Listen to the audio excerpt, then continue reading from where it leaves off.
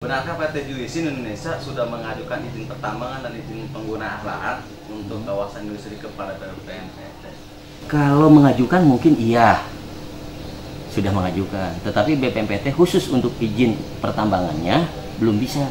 Kalau untuk izin penguasaan lahan, sepanjang sudah memenuhi persyaratan berdasarkan Perda izin lokasi, BPMPT sebagai lembaga yang melayani atau mengelola perizinan, ketika persyaratan sudah sesuai dengan aturan, maka tidak ada alasan BPMPT untuk menolak kalau sudah sesuai dengan ketentuan dan aturan. Ketentuan dan aturan. Iya. Itu yang telah disepakati apa yang telah dibuatkan itu ada satu izin ya, izin kawasan industri. Iya, karena syaratnya udah cukup. Tata ruangnya dari Bapeda sudah mengeluarkan SPPR, surat persetujuan pemanfaatan ruang sudah ada.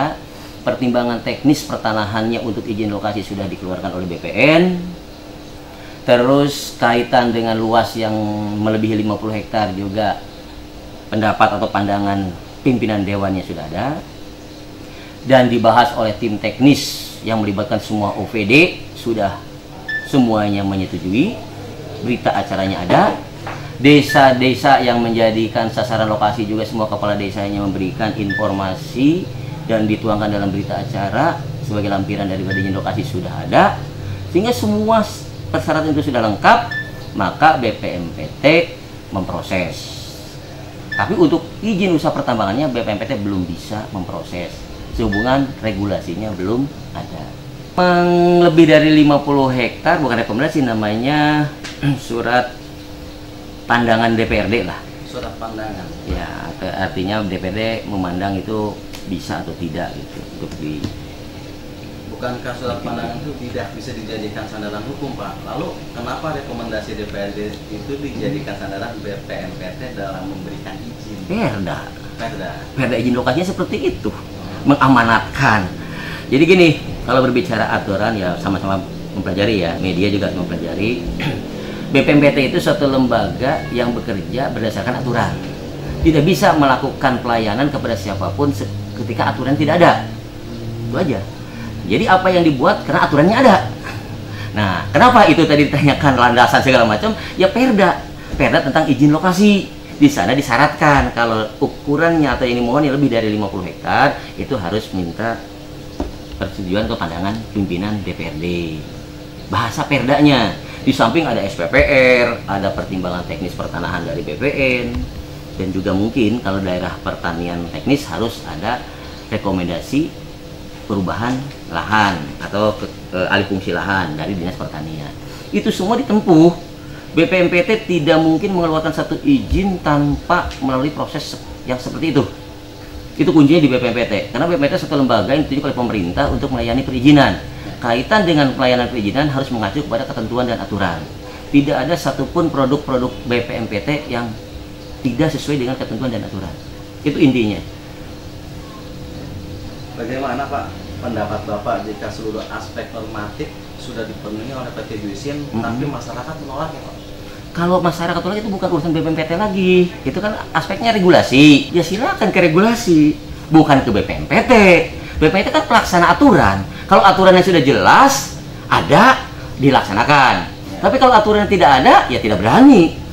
Kita tidak berani. Masyarakat menolak atau keberatan, berarti keberatan kepada regulasi itu, beraturan. Silakan aturannya. Kalau BPMPT nggak ada hubungannya dengan penolakan itu, karena BPMPT adalah pelaksana aturan. Kalau aturannya ada, ya kita laksanakan. Mengenai isu belakangan ini, Pak, ramai diberitakan di media tentang uang suap yang diberikan PT Juisin untuk memuluskan proses perizinan.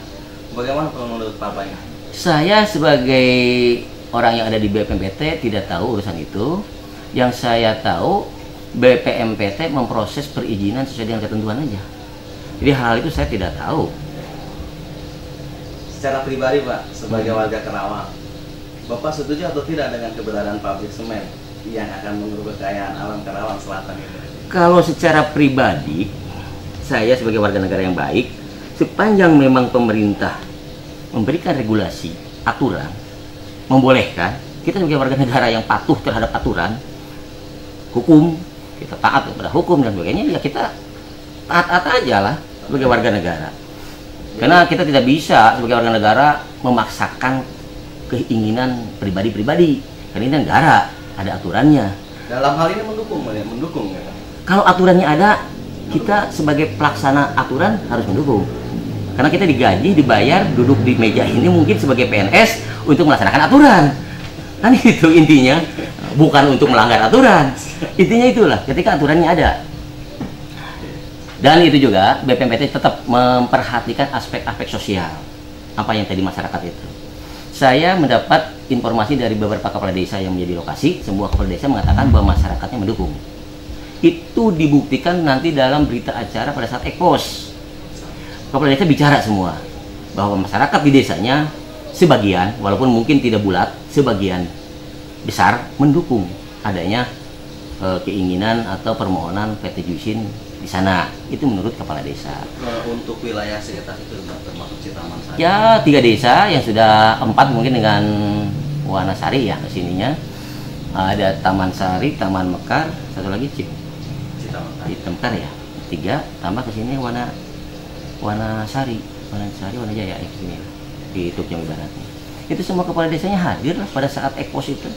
Dan semua kepala desa mengatakan tidak keberatan, setuju.